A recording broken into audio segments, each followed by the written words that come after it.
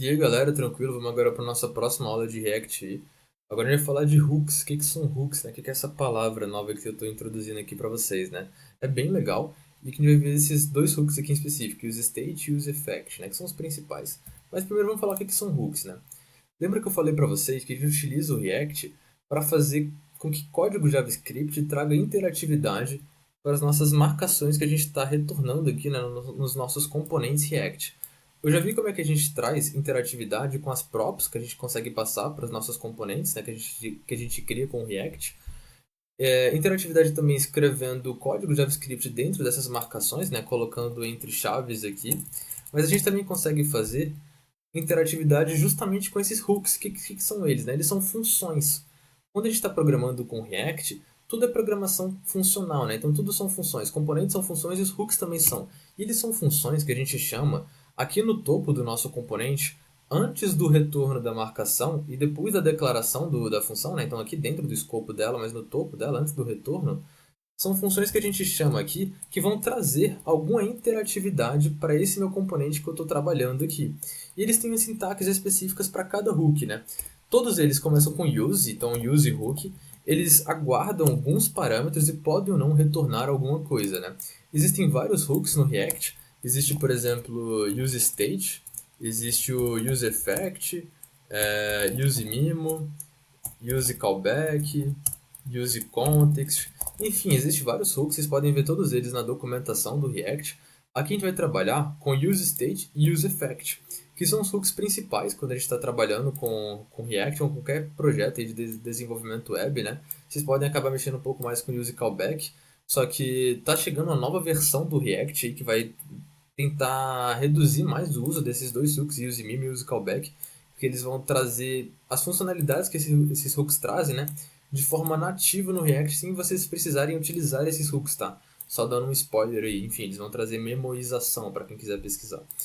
Mas a gente vai ver use state e use effect, que ainda são os dois hooks principais e mais utilizados aí no React para qualquer projeto que se for pegar de desenvolvimento web, né? E beleza, basicamente é isso então, vamos partir agora para a utilização aí desses hooks do React. E aí galera, beleza? Agora vamos para o nosso primeiro hook, que é o useState, né? Primeiro eu vou passar para vocês um contexto e uma problemática para depois a gente resolver utilizando o useState. Então eu fiz aqui um componente, tá?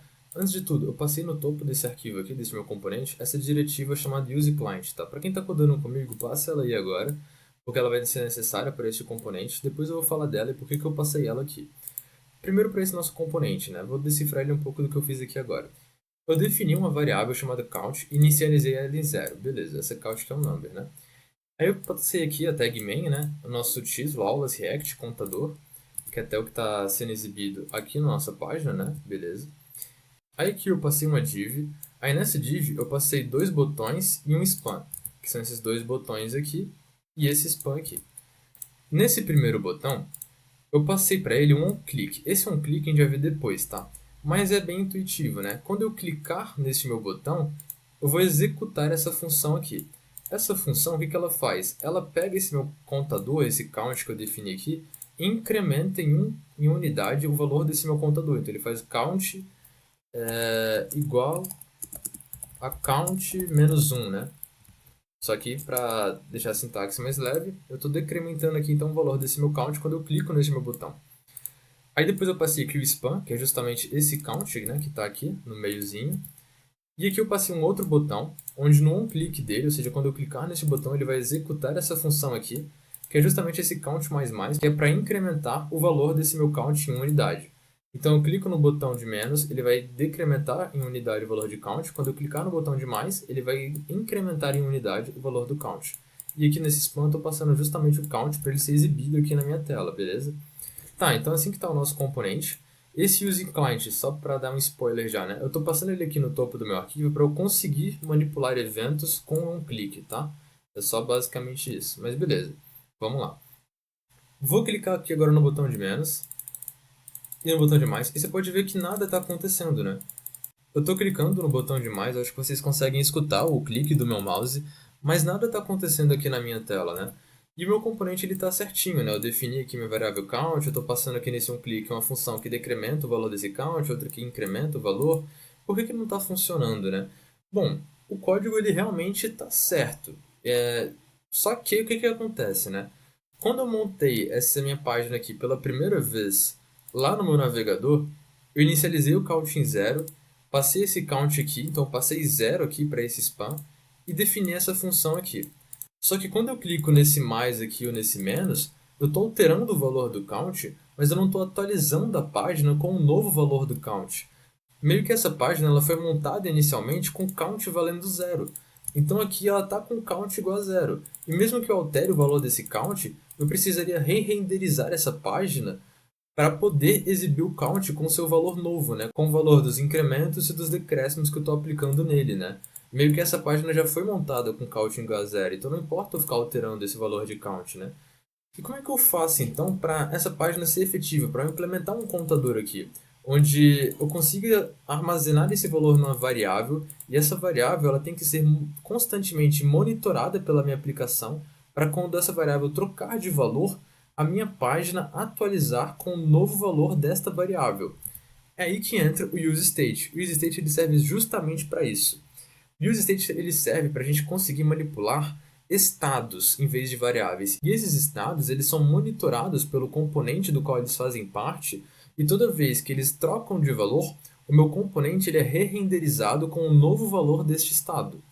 E a gente vai fazer isso agora, então. Eu vou excluir esse count aqui, e a sintaxe para eu conseguir trabalhar com esses estados e conseguir trabalhar com esses valores que causam re-renderização do meu componente, a gente vai chamar aqui a função useState, né? É uma função.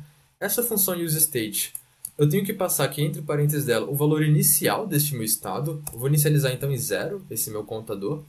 E ela vai me retornar duas coisas. Vou declarar essas duas coisas que me retornam. Então ela me retorna um array, na verdade, e esse array tem duas coisas. O primeiro é justamente o valor deste estado, o valor deste meu count. E a segunda coisa é uma função que eu vou usar para alterar o valor deste meu count e ele continuar sendo um estado. Aqui eu estou colocando estes nomes de maneira arbitrária. Eu poderia colocar qualquer nome aqui. Eu poderia colocar aqui batata e aqui colocar, sei lá, framboesa. E poder utilizar essas duas variáveis, que é uma o valor do estado, a outra uma função para manipular este estado, né? Mas para ser mais intuitivo, né, eu vou definir o valor do estado como count e a função para manipular o valor deste meu count, eu vou definir como setCount, tá? Isso aqui é uma boa prática também de React, beleza? Tá, então tranquilo. Agora vamos alterar então um clique aqui desses botões, né? Em vez de passar então uma função que decrementa o valor desse meu count da maneira tradicional, eu vou passar então um setCount e vou setar para valor de count o valor de count menos 1. Vou fazer de maneira análoga aqui nesse botão para incrementar. Então vou passar aqui para ele, no onClick dele, uma função setCount de count agora mais 1. E vamos ver como é que isso funciona agora, né? Estou aqui com a minha página, então. Vou apertar aqui no botão de incrementar e agora está funcionando, né? Agora sim eu estou conseguindo, então, incrementar e decrementar agora o valor deste meu count e está sendo exibido de forma dinâmica na minha tela, né? O que está acontecendo aqui agora, então? Eu estou renderizando essa página e renderizei ela a primeira vez com o valor inicial deste meu estado valendo zero. Agora, quando eu aperto nesse meu botão, né, um clique dele define uma função que executa este setCount e seta para count o valor de count menos 1. Quando eu faço esse setCount aqui, o meu count ele troca de valor e isso causa uma re-renderização do meu componente do qual ele faz parte. Então toda vez que eu clico nesse botão de menos, eu estou executando um setCount. Isso está fazendo re-renderizar esta minha página com o valor atualizado do count.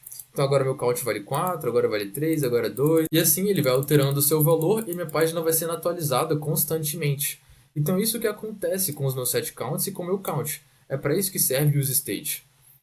Falando agora um pouco de tipos, né? Como é que a gente pode aplicar tipagem nesse meu useState? A gente já viu que ele é muito útil para a gente deixar nossas páginas mais dinâmicas, né? Aqui, se eu passar o mouse por cima de meu count, você vai ver que ele está definido como tipo number, né? Ele está definido com esse tipo porque o useState ele realiza inferência de tipos, né? Ele pega este valor inicial que eu passei aqui e a partir deste valor inicial ele infere que o estado count, então, ele vai ser do tipo number e que setCount vai ser uma função de setStateAction que recebe o number, tá? Só que suponha que eu quero que esse meu estado count ele não seja só um number, né? Suponha que eu queira que ele seja, por exemplo, um number ou undefined. Como é que eu faço isso? Bom, eu posso definir tipos para o meu useState passando depois do nome dele aqui e antes dos parênteses um menor que e um maior que, e aqui eu coloco justamente o tipo deste meu estado. Se eu fizer assim, ele continua da mesma forma, né? Só que se eu passar agora aqui uma composição de tipos, então falar que é number ou undefined, por exemplo, opa, passar que é number ou undefined, agora se eu passar o mouse aqui por cima de count, você vai ver que ele está falando agora que este meu count ele é number ou undefined. Eu posso fazer isso aqui da forma que eu quiser. Eu posso falar que é number ou undefined ou string, por exemplo, não sei. E isso até mostra aqui uma coisa boa do TypeScript, que agora eu defini que, por exemplo, count ele pode ser number ou undefined, né? E aqui ele está me apontando um erro. Ele está falando, pô, count, pelo que você definiu, ele é possivelmente indefinido.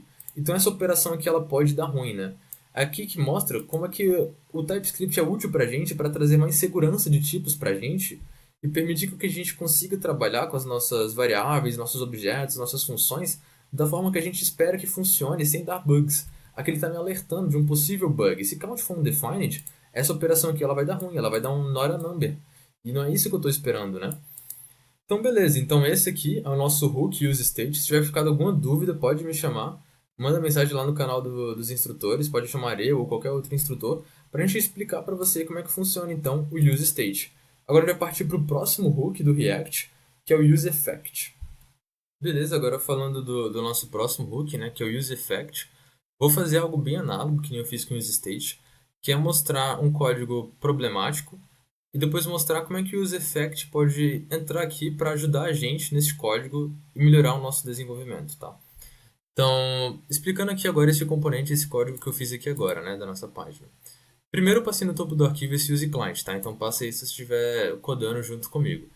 Esse useClient, já dando um spoiler, ainda não falei dele, mas vou falar já já, é para trazer dinamicidade para essa página e eu conseguir interagir lá no lado do cliente com essa página, né?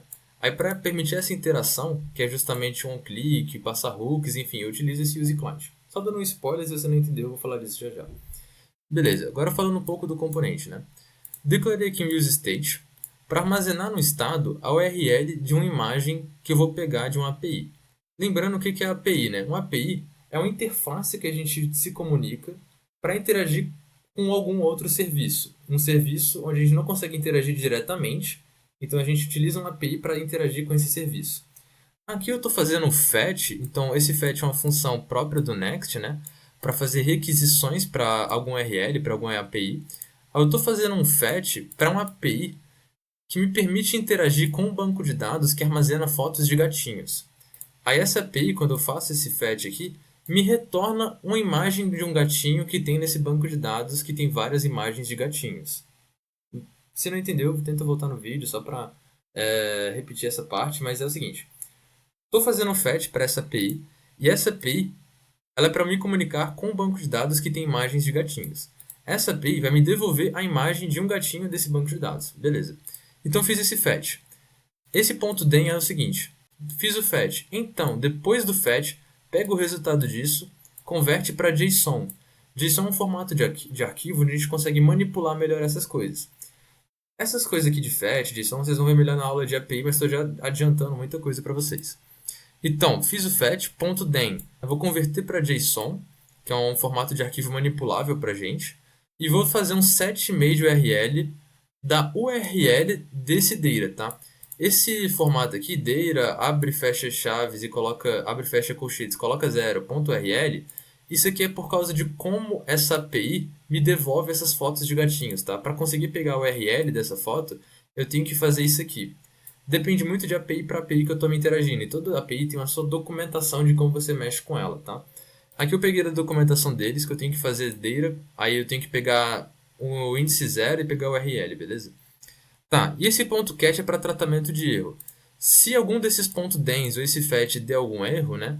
Aí ele vai cair nesse ponto cat e eu vou dar um alert na tela, né? Esse alert ele parece um pop-up, tipo, aparece um alertazinho na tela mostrando esse erro. Agora vamos para o return. O return eu estou retornando aqui essa tag main, né? Estou retornando um título H1 com aulas React, imagens de gatos e tal. E aqui eu estou retornando essa tag image aqui, que é uma tag que ela já é própria do Next, tá? Next/image aqui. É uma tag onde aqui eu consigo colocar alguma imagem. E aí eu consigo colocar aqui um source, que é justamente a URL dessa imagem que eu quero renderizar. Esse out é um texto que aparece caso essa imagem dê falha, né? Então ele vai aparecer esse texto aqui. Isso aqui é bom para deixar sites mais responsivos e com tratamentos de erros mais efetivos, né? Então se essa imagem der pau, vai me mostrar esse textozinho aqui falando, aqui tinha uma imagem de gato, né? Aqui eu coloquei a largura dessa imagem e a altura dessa imagem. Beleza. Aí para conseguir fazer esse fetch para essa API aqui, que é uma API externa, né?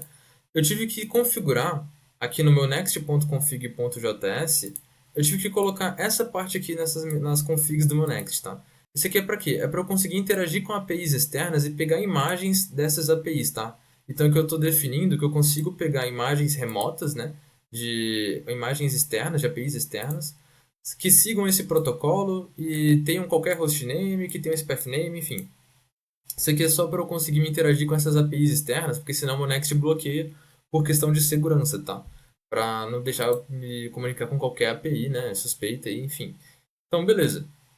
Estou fazendo agora o fetch, então, para essa IP de gatinhos. Essa parte aqui você não precisa entender perfeitamente, tá? Se você não entendeu, não desespera. A parte mais importante vem já já. Agora vou rodar esse código aqui, tá? Vou rodar essa página, esse componente que a gente acabou de fazer aqui. Beleza, estou rodando aqui. Vou abrir aqui essa página. E você vai ver que deu um erro aqui, né? Type erro, failed fetch. Como assim? Pô, o que está acontecendo aqui? Eu dei um OK, ele renderizou aqui. Vou no terminal. Vou ver que ele tá dando várias requests aqui. Ele não para de repetir requests. Você pode ver que ele tá fazendo um fetch adoidado, né? Ele não para de fazer fetch aqui. O que está acontecendo, né? Parece que ele entrou em um loop infinito de fetches. E é justamente isso que aconteceu mesmo. Ele entrou num loop de fetch. E eu vou explicar o porquê que aconteceu isso. Aí eu vou ter que puxar da memória de vocês o use state que eu acabei de explicar. Vamos lá, vamos passo a passo desse código. Eu defini aqui esse estado com use state, que é justamente esse image URL aqui e a função para manipular esse estado, que é esse set image URL. Depois eu fiz o fetch para essa API aqui para pegar a imagem de um gatinho. Converti para JSON, peguei a URL desse JSON e armazenei em set image URL. Só que se você lembrar lá do useState, o que eu fiz aqui, né? Eu dei esse set image URL e este meu estado, image URL, ele trocou de valor. Quando ele trocou de valor, este meu componente ele foi re-renderizado. Então, beleza, foi re-renderizado, vamos executar de novo. Peguei aqui, defini esse meu useState, image URL, set image URL, fiz o fetch, converti para JSON, peguei a URL disso, dando um set image URL. Dei esse set image URL, meu image URL trocou de valor de novo, vou re-renderizar o componente de novo. Vamos lá, fiz o fetch de novo, converti para JSON, peguei a informação disso, dei um set image URL. Dei esse set image URL, por ser um estado com useState, ele trocou de valor, meu componente vai ser re-renderizado de novo. E ele vai de novo. Então ele fica nesse loop infinito de ficar dando fetch e ficar exibindo esses fetches aqui o tempo todo. E é por isso que estava dando esse bug aqui dele não parar de fazer essa request. Justamente por causa disso, porque ele não parava de fazer esse fetch. Então como é que a gente pode barrar isso, né? Como é que a gente pode barrar esse efeito colateral que essa minha função fetch está causando, né? Eu quero armazenar realmente essa URL no useState. Como é que eu faço isso, né? Como é que eu faço isso barrando esse efeito colateral? Aí que vai entrar o hook que a gente chama de useEffect. Se a gente passar o mouse aqui por cima, a gente vai ver que esse hook, o que ele aguarda, né? Ele aguarda um efeito, que vai ter algum efeito colateral, né? E algumas dependências. Vamos ver como é que isso funciona, né? Vou pegar esse useEffect, vou executar essa função, ele vai aguardar como primeiro parâmetro uma função, e aqui dentro dessa função, que ele aguarda como parâmetro, eu vou passar esse fetch para cá. Como segundo parâmetro, o meu useEffect, ele aguarda um array, uma lista de dependências. E como é que é a sintaxe disso aqui, né? O que eu estou fazendo quando eu faço isso aqui? A sintaxe do useEffect, o que ele diz para mim é o seguinte. Ele vai pegar essa função que eu passei como primeiro parâmetro aqui e vai executar o escopo dela quando este componente for montado pela primeira vez ou quando alguma coisa que eu coloquei aqui nesse meu array de dependências trocar o seu valor. Então agora vamos ver como é que vai ser o fluxo de execução disso aqui, né? Declarei o meu useState. Declarei aqui o meu estado image URL e meu set image URL. Beleza. Passei aqui, chamei esse useEffect. Então ele vai me executar essa função aqui quando ele for renderizado pela primeira vez. Então tá, executei esse fetch aqui, né, converti para JSON, peguei o resultado disso, armazenei no image URL e depois, né, se deu erro, eu dei um alert nesse erro. Ok, executei isso aqui pela primeira vez quando o meu componente foi renderizado. E aí, né, ele me retorna essa marcação, né, com essa tag, com essa tag aqui image me renderizando essa imagem, né. Só que é o seguinte, quando eu executei esse set image URL aqui, ele trocou de valor o meu state, só que quando ele foi executar a segunda vez, ele não executou o escopo dessa função novamente. Porque lembra o que eu disse? O meu useEffect, ele faz com que o escopo disso aqui seja executado, o escopo dessa função, que é o primeiro parâmetro, o primeiro argumento dessa função useEffect, seja executada apenas quando o meu componente é renderizado pela primeira vez ou quando alguma coisa desse meu array troca de valor. Então, defini aqui meu estado, e quando eu dei esse set image URL, a segunda vez que esse meu componente ele é renderizado, isso aqui não é renderizado novamente. Então, isso aqui não é executado novamente, e isso aqui não entra em loop infinito. Só entraria em loop infinito se eu colocasse nesse meu array de dependências esse meu image URL. Agora sim ele vai me comportar, vai se comportar da maneira que estava se comportando anteriormente. Então eu defini o estado, aí é que ele fez o fetch, converteu para JSON, deu um set image URL. Meu image URL trocou de valor. Como ele está no array de dependências daqui, ele trocou de valor, essa minha função vai ser executada novamente. Aí o image URL vai trocar de valor, vai ser executada novamente. Aqui vai trocar de valor, vai ser executado novamente, vai entrar naquele loop infinito que estava novamente. Quando eu tiro ele aqui desse array de dependências, ele executou esse fetch, trocou o valor do image URL. Não afetou isso aqui, né? Ele vai ser executado só uma vez. Vamos ver se está funcionando dessa maneira que a gente espera. Vou rodar aqui o servidor novamente, dar um npm dev aqui. Vou abrir aqui o nosso site, né? E beleza, exibiu aqui a foto de um gatinho e acabou. Não deu mais bug, ele executou essa página só uma vez, você pode ver que não está fazendo a request de novo, tá vendo? Ele está executando isso apenas uma vez. Eu posso até mostrar isso de uma forma melhor com o seguinte. Vou dar um console log aqui de renderizou. Só para vocês verem o que acontece. Vou dar um Ctrl Shift C aqui. E você pode ver, vou dar uma limpada aqui. Vou dar um F5. E você pode ver que ele renderizou no limite de vezes, né? Por que ele aconteceu mais de uma vez, né? Esse mais de uma vez é por ambiente de desenvolvimento, tá? Quando a gente está codando com o React em ambiente de desenvolvimento, ou seja, quando a gente ainda não fez esse nosso site, esse nosso servidor, expor esse site para a internet, para os outros clientes que estão nas Wi-Fi, sei lá, do seu vizinho, conseguir acessar esse site, né? Ou seja, lançar esse site para ambiente de produção. Quando a gente não faz isso, meio que o React ele trabalha em ambiente de desenvolvimento e ele trabalha com mais ciclos de renderização do que deveria, tá? Então, meio que ele faz um ciclo dobrado de renderização, e aí ele meio que executa essa função mais de uma vez, mais do que deveria, né? Mas quando a gente for lançar esse site para produção e a gente exportar isso para a internet como um todo, aí isso aqui não acontece mais, tá? E, tá, enfim, é basicamente isso então. Então ele renderiza aqui essas poucas vezes, mas aí exibe a foto do gatinho. E eu vou tirar agora esse useEffect só pra gente ver o que acontece, né? Vou tirar aqui o código como estava antes, né? E você pode ver que agora ele não para de renderizar, porque ele entrou naquele loop infinito e agora se eu não parar isso aqui, né? Se eu não parar o servidor, ele vai dar um bug lascado. E deu aquele bug de type erro de novo, e meu site já era, meu site foi com Deus, né? Vou dar até um F5 aqui, beleza. Agora quando eu coloco esse useEffect, pela sintaxe que eu falei, né? Por como ele funciona, ele vai barrar o efeito colateral desse meu fetch. Deixa eu rodar o servidor aqui de novo. E agora ele vai renderizar aqui a foto de gatinho em tese apenas uma vez, né? Esses ciclos de renderização a mais que acontecem é só por causa do ambiente de desenvolvimento do Next, tá? Mas isso aqui é barrado depois. E beleza, então aqui agora a gente tem então a nossa foto de gatinho aqui exibindo.